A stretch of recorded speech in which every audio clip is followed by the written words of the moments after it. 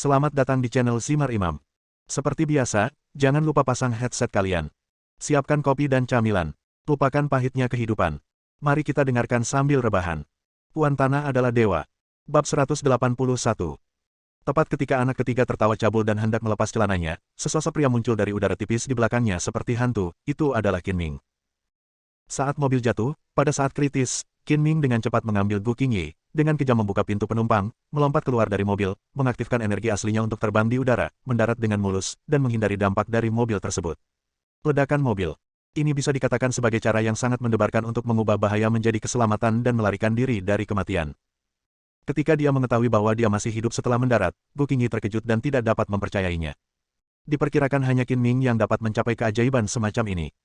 Setelah mengobati luka Gu Qingye sebentar, Qin Ming mendengar suara-suara datang dari puncak aliran gunung. Dia buru-buru menutup mulut Gu Qingye, merendahkan suaranya dan menyuruhnya berpura-pura tidak sadarkan diri dan memancing ikan ke umpan. Gu Qingye berjalan melewati gerbang neraka, kaget dan marah, membenci pembunuh yang ingin membunuhnya, dan segera mengangguk setuju. Kedua penembak jitu tersebut yakin bahwa targetnya pasti mati, sehingga mereka tidak berdaya. Penembak jitu ketiga bahkan terobsesi untuk mencoba merayu Gu Qingye. Qin Ming tampak seperti hantu, dan cahaya merah aneh tiba-tiba muncul di telapak tangannya. Luka rapi dan halus muncul di leher anak ketiga. Lalu dia meninggal. Pada saat yang sama, Qin Ming memutar tubuhnya dan menyapu kaki kirinya seperti cambuk baja.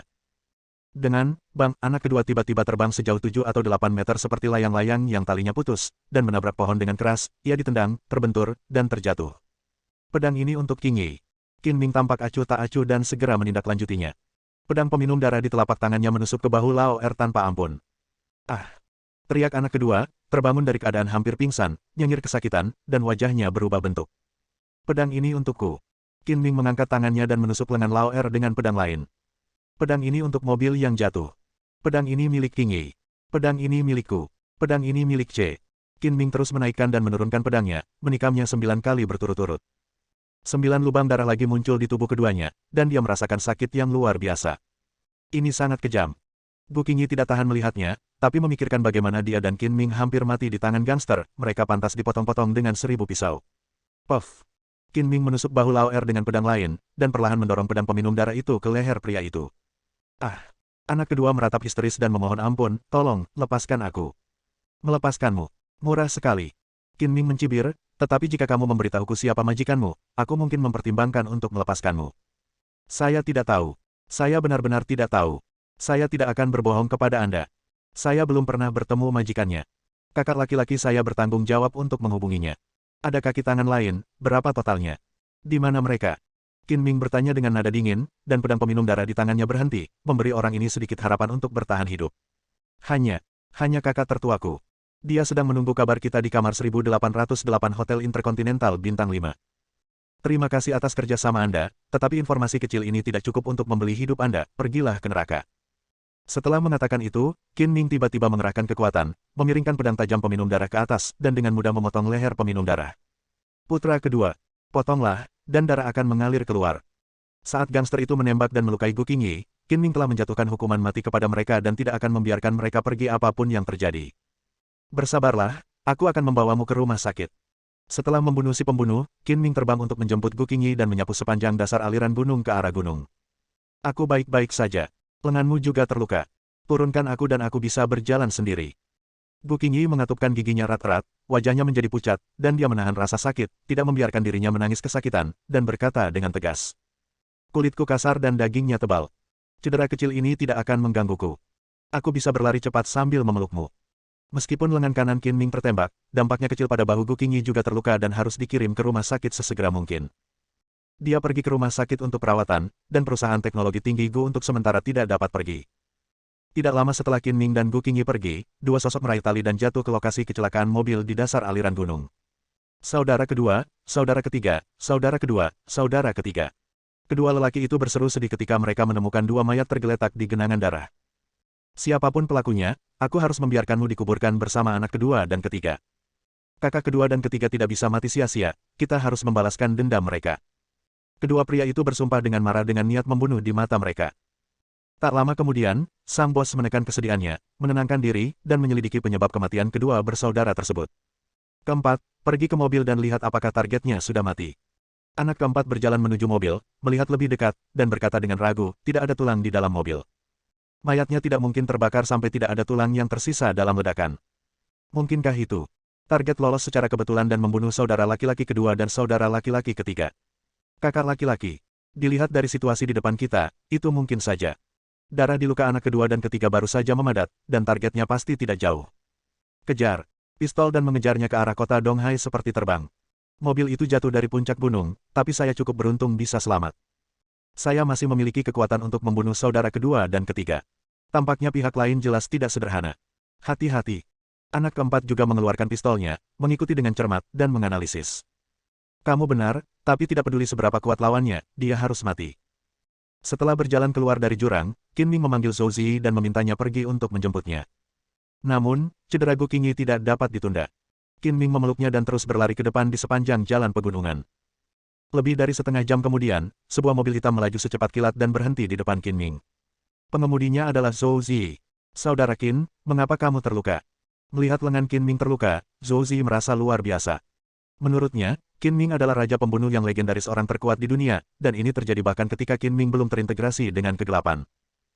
Lupakan saja, perahunya hampir terbalik di parit dan disergap oleh penembak jitu. Keluh Qin Ming, menjelaskan dengan santai, duduk di kursi belakang dengan Lu Qingyi di pelukannya, dan mendesak Zhou Zi untuk pergi ke rumah sakit. Jadi begitu. Zhou Zi tiba-tiba menyadari bahwa seperti kata pepatah, mudah untuk bersembunyi dari senjata terbuka dan sulit untuk bertahan dari panah tersembunyi. Terlebih lagi, jika Anda disergap dan dibunuh oleh penembak jitu, itu bagus mampu mempertahankan hidupmu. Dia segera berbalik, kembali ke kota Donghai, dan bertanya, saya harus pergi ke rumah sakit mana?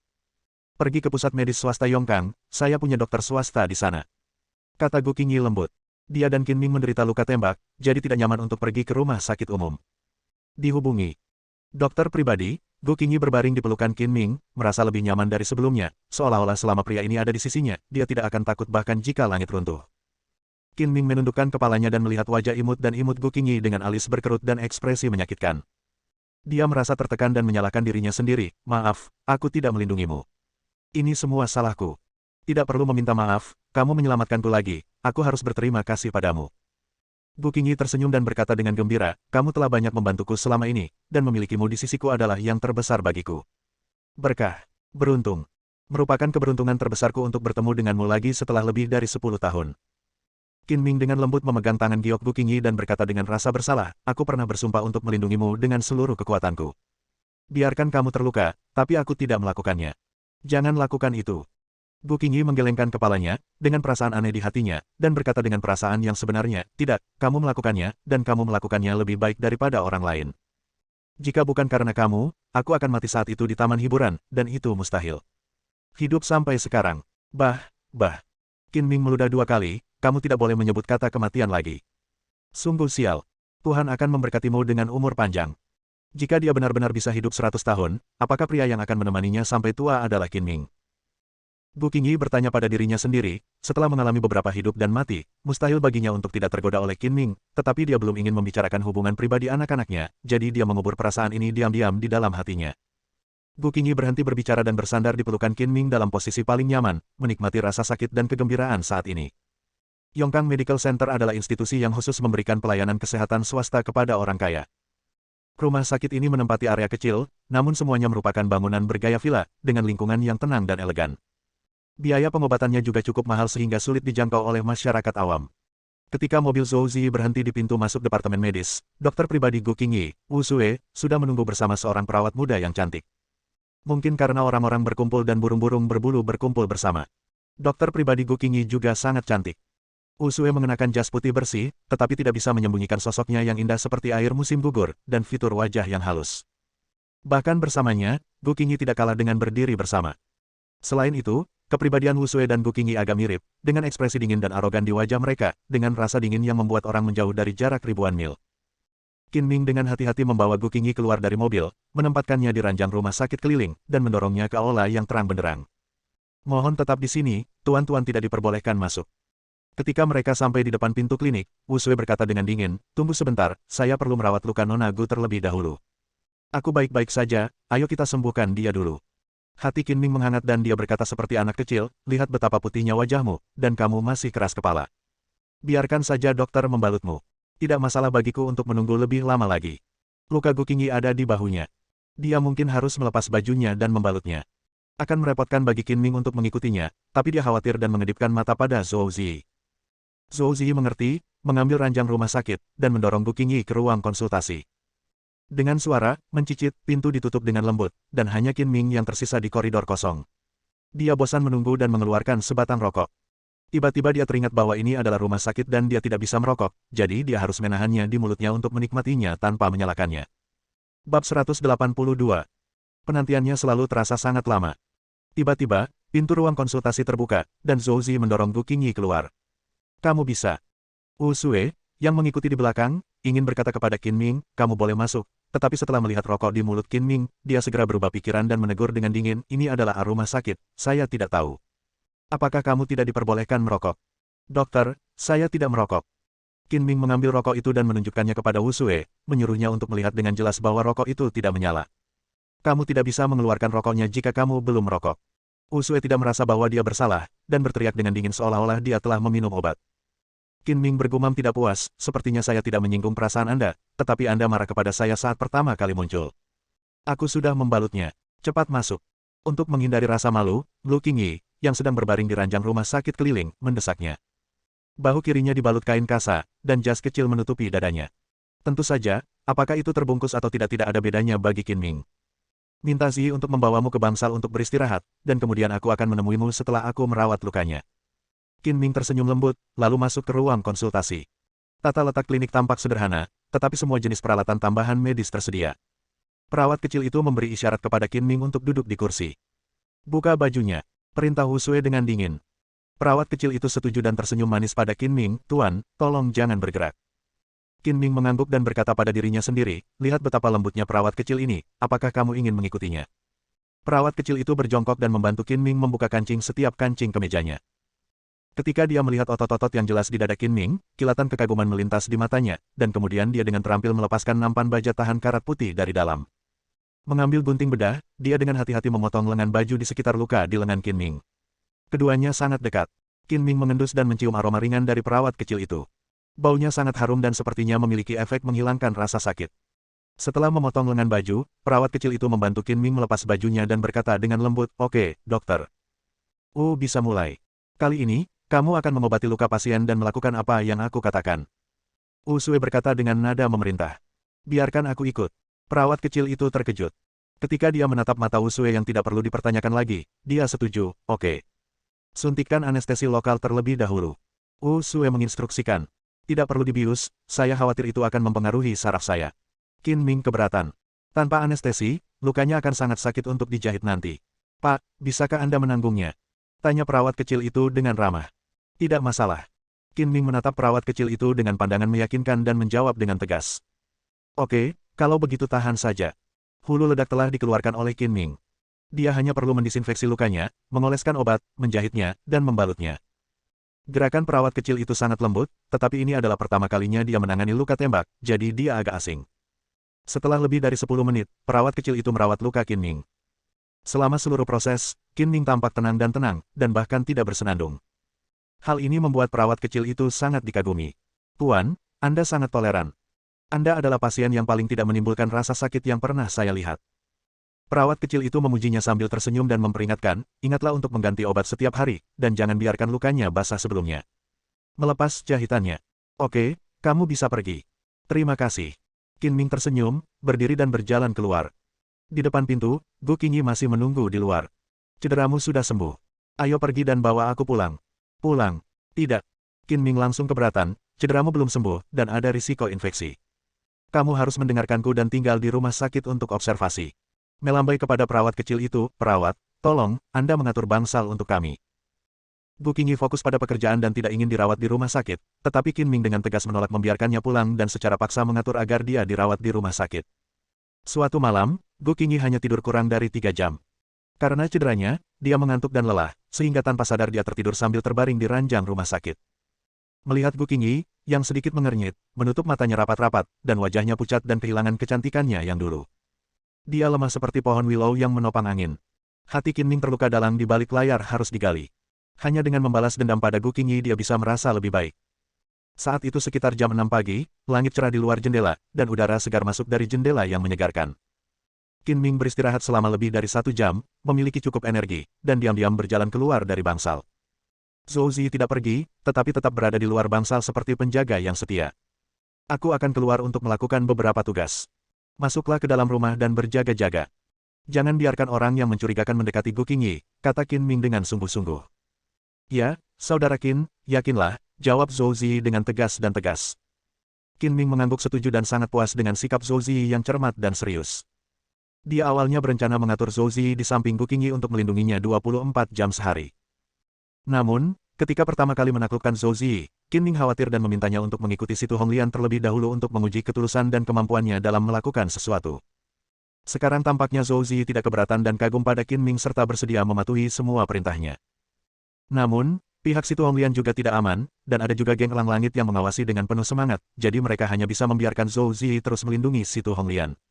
Ternyata baju itu sudah tidak bisa dipakai lagi. Qin Ming membeli baju baru di pasar pagi terdekat, lalu naik taksi ke Intercontinental Hotel. Intercontinental Hotel merupakan salah satu hotel bintang 5 paling terkenal di kota Donghai, dekorasi interiornya mewah dan megah, serta lantainya dilapisi karpet merah yang terasa lembut saat diinjak. Qin Ming berpura-pura menjadi penduduk di sini, masuk dengan angkuh, dan naik lift ke lantai 18. Dia ingat dengan jelas bahwa pembunuhnya mengatakan bahwa kakak tertuanya tinggal di kamar 1808. Setelah melihat sekilas nomor rumah, Qin Ming berjalan menuju kamar 1808 seolah-olah tidak terjadi apa-apa. Setelah mendekat, dia menggunakan kemampuan waskitanya untuk melihat ke dalam. Seorang wanita gemuk mengenakan gaun sifon bermotif bunga hitam dan putih, yang tampak berusia sekitar 40 tahun, dan mengenakan kacamata berbingkai emas menarik perhatian Qin Ming dan berjalan menuju pintu. Qin Ming segera melambat, berjongkok dan berpura-pura mengikat sepatunya, lalu merogoh sakunya dan mengeluarkan kartu bank. Mencicit. Pintu terbuka, dan wanita itu keluar. Dia menatap Qin Ming dengan arogan dengan sudut matanya, dan berjalan menuju lift dengan langkah elegan. Saat wanita itu menutup pintu, Qin Ming menjentikkan jarinya, dan kartu bank dengan cepat terbang keluar dan secara akurat dimasukkan ke dalam celah pintu. Pintunya tidak tertutup karena terhalangnya kartu bank. Wanita itu tidak pernah menyangka bahwa seseorang bisa memiliki teknik sehalus itu. Dia tidak menyadari bahwa pintunya tidak tertutup, dan sosok itu menghilang di dalam lift beberapa detik kemudian. Qin Ming mengeluarkan kartu banknya, dengan lembut membuka pintu ke sebuah celah, dan menyelinap masuk seperti seekor loah. Ini adalah kamar mewah dengan ruang tamu kecil dan kamar mandi di luar, dan kamar tidur di dalam, dengan dekorasi yang indah dan elegan. Qin Ming dengan cepat melihat sekeliling, dan pada saat yang sama terdengar suara gemericik air di telinganya, menandakan bahwa seseorang sedang mandi. Ketika dia melihat ke arah kamar mandi, dia segera melihat tubuh anggun dan halus yang membuat orang mimisan. Terlebih lagi, wanita muda yang sedang mandi sangatlah cantik, seperti peri dari Yaoji. Fitur wajahnya seperti batu giok tanpa cacat, terutama sepasang matanya yang besar dan berair, yang sangat menawan, dan warna hitam dan putihnya berbeda, memberikan dampak visual yang kuat kepada orang-orang. Mengapa hanya ada satu wanita?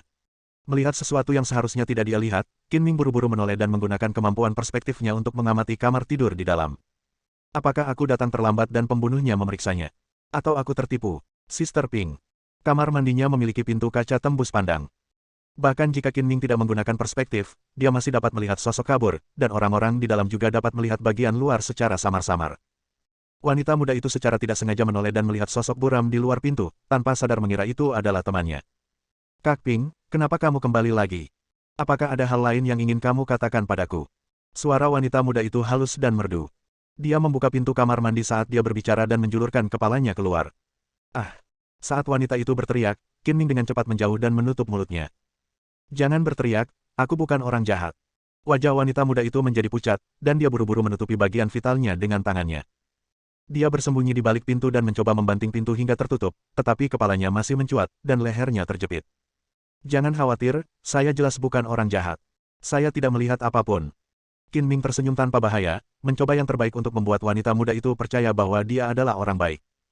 Temanku bilang dia tinggal di sini, bagaimana dia bisa menjadi dirimu? Wanita muda itu panik dan menggelengkan kepalanya berulang kali.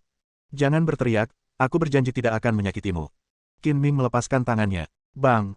Qin Ming melepaskan tangannya, dan wanita muda itu buru-buru menarik kembali kepalanya, membanting pintu, menguncinya, lalu mengambil handuk mandi dan membungkusnya erat-erat di tubuhnya. Bisakah Anda menjawab beberapa pertanyaan untuk saya? Saya akan segera pergi. Meskipun kejadian seperti itu terjadi, Qin Ming tidak bisa datang dengan sia-sia. Itu terkait dengan keselamatan Gu Qingyi, dan dia harus memikirkan semuanya apa. Kamu, tanyakan saja. Suara wanita muda itu bergetar, seolah dia mengira Qin Ming adalah orang mesum. Dia mengambil sampo dan sabun mandi cair sebagai senjata dengan kedua tangannya, dan mengangkatnya tinggi-tinggi di atas kepalanya untuk menerobos masuk. Dia membuang barang-barang di tangannya tanpa ragu-ragu. Sudah berapa hari kamu tinggal di sini? Apakah kamu sudah bertemu dengan temanku? Ini hari kedua saya tinggal di sini. Saya sama sekali tidak mengenal teman Anda. Wanita muda itu menjadi tenang karena terkejut dan mengancam, tolong segera pergi, kalau tidak saya akan memanggil polisi.